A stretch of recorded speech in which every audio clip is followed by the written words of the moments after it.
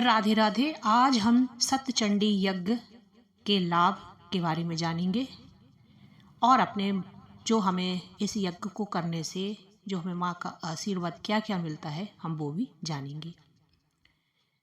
सतचंडी यज्ञ करने से व्यक्ति को आत्मविश्वास, सौभाग्य में वृद्धि, शत्रुओं का नाश और कार्य क्षेत्र में आने वाली बाधाओं से मुक्ति मिलती है। साथ ही माँ दुर्गा की विशेष कृपा प्राप्त होती है।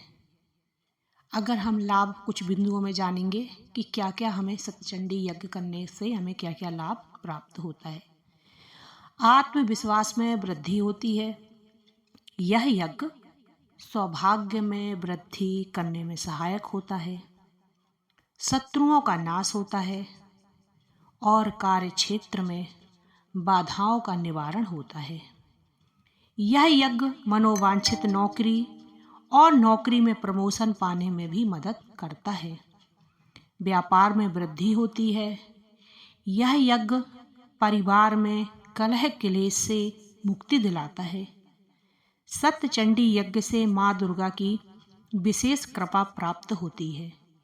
सभी मनोकामनाओं की पूर्ति सतचंडी पाठ करने से साधक की पूर्ण होती है। भय और पापों का नाश होता है, संकटों का निवारण होता है और शुभ फलों की प्राप्ति होती है। आरोग्य, सौभाग्य और सामूहिक कल्याण के लिए सतचंडी का पाठ किया जाता है। इस यज्ञ को करने से व्यक्ति का आत्मविश्वास बढ़ता है।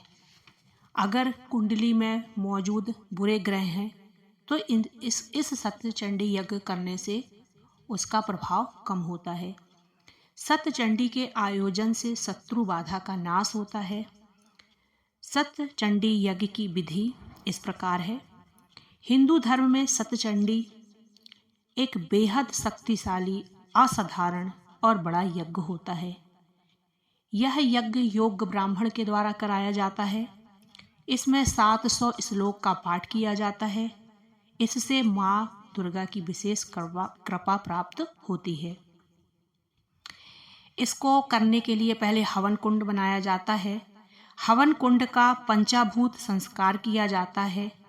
कुश के एक छोर से वेदी की साफ सफाई की जाती है और गाय के गोबर से हवन कुंड को लेप दिया जाता है। वेदी के बीच से 3 खड़ी रेखाएं दक्षिण से उत्तर की ओर खींची जाती हैं।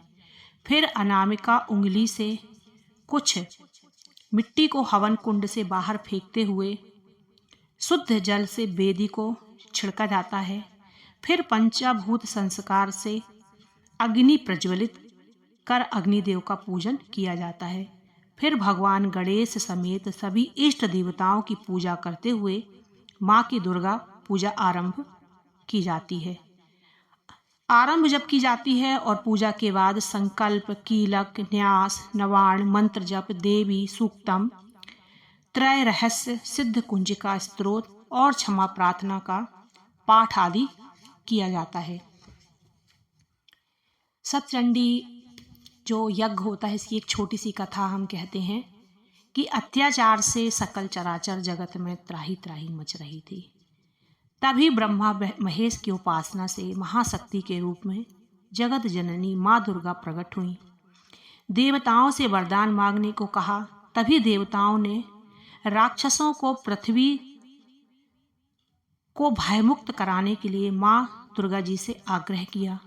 माँ ने महाकाली के रूप में राक्षसों का संहार किया।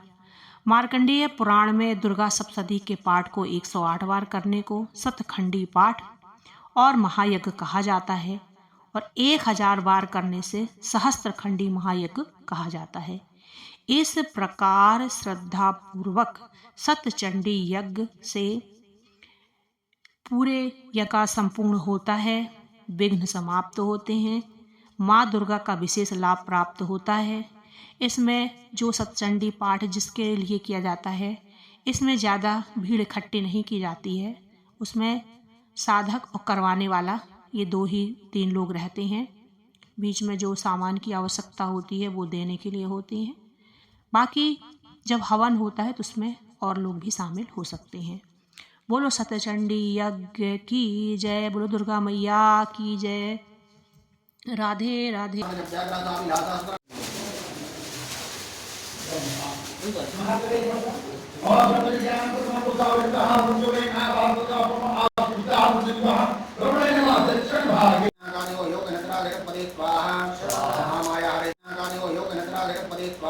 स्वाहा